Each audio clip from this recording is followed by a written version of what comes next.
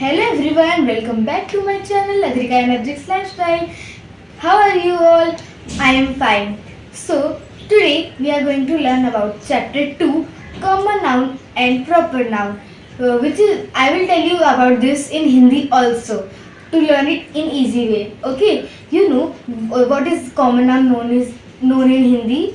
Common noun in Hindi is known as जातिवाचक संज्ञा and proper noun is known as व्यक्तिवाचक संज्ञा. So let's start it.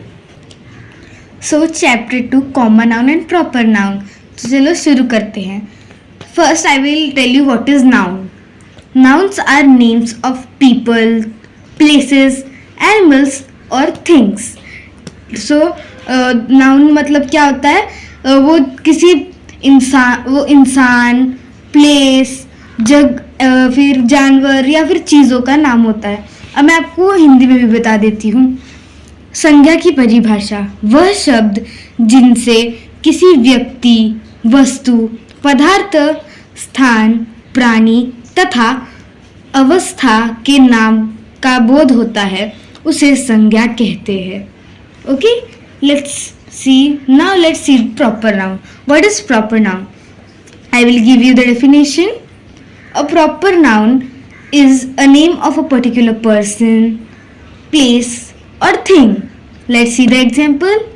See, it's Pooja. Pooja is the name of a particular person. ठीक है. पूजा, वैसे तो अगर मैंने कहा कि लड़की का नाम क्या है? पूजा. ठीक है. फिर Taj Mahal is in Agra. Taj Mahal is a name of a particular monument. That's why it is a proper noun. The Ganga is the name of a particular river. That's why it is proper noun. Okay, now let's see what is proper noun in Hindi. Proper noun in Hindi is called as व्यक्तिवाचक संज्ञा. So I will give you the अब मैं आपको इसकी परिभाषा देती हूँ बच्चों. वह संज्ञा शब्द जिनसे किसी विशेष व्यक्ति, प्राणी, वस्तु अथवा स्थान के नामों का बोध होता है उसे व्यक्तिवाचक संज्ञा कहते हैं. अब मैं इसका भी एग्जाम्पल देती हूँ. जैसे कि गंगा, वो इंग्लिश में भी दिया गया है ना, गंगा, सचिन आदि मतलब एक्सेट्रा. ठीक है. तो अब हम चलते हैं कॉमन नाउन पर. चलो मैं आपको कॉमन नाउन की डेफिनेशन देती हूँ.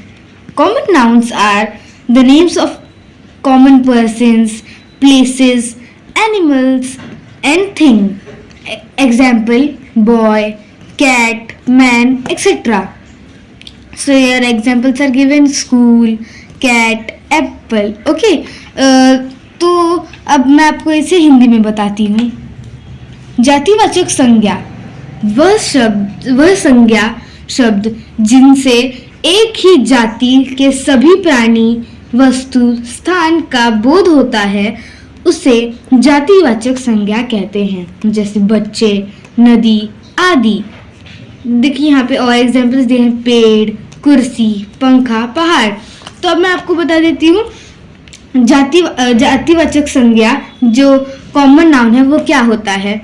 जातिवाचक संज्ञा ये कॉमन चीज़ होती है. जैसे कि अगर मैंने कहा स्कूल तो इस दुनिया के सारे स्कूल्स उसके अंदर आ जाएंगे. अगर मैंने कहा बिल्ली तो इस दुनिया की सारी बिल्ली आ जाएंगी, है ना. इसीलिए तो चलिए अब हम एक्सरसाइज के ऊपर चलते हैं. तो अब हम करते हैं exercise. A, tick the correct option. तो चलिए करते हैं. Shimla is a dash. Shimla क्या है? Shimla is a hill station, Shimla is a mountain और Shimla is a river. Obviously Shimla is a hill station. Hill station मतलब पहाड़ी इलाका. Okay, then it's hill station. The answer is hill station.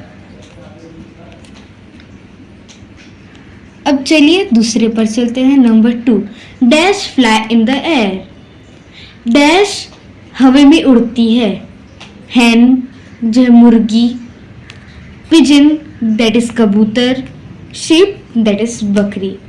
तो हवा में क्या उड़ता है? पिजन, ऑब्वियसली पिजन, क्योंकि मुर्गी नहीं उड़ सकती है बट वो एकदम हाई नहीं उड़ सकती। फिर बकरी, वो तो बिल्कुल नहीं उड़ सकती, वो तो 4 पैरों पे चलती है ना। तो चलिए हर answer is pigeon that is कबूतर। Pigeons. I will not write it neatly, just like this. Then it's number 3. Dash is the name of a game. Dash एक खेल का नाम है।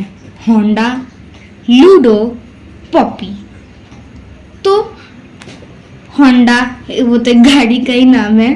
फिर लूडो एक गेम है। तो चलिए करेक्ट आंसर है लूडो।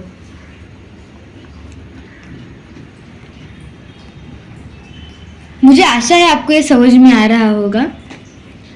फिर number 4, dash is a sweet fruit. Dash एक मीठा फल है। मैंगो दैट इज आम, लेमन नींबू,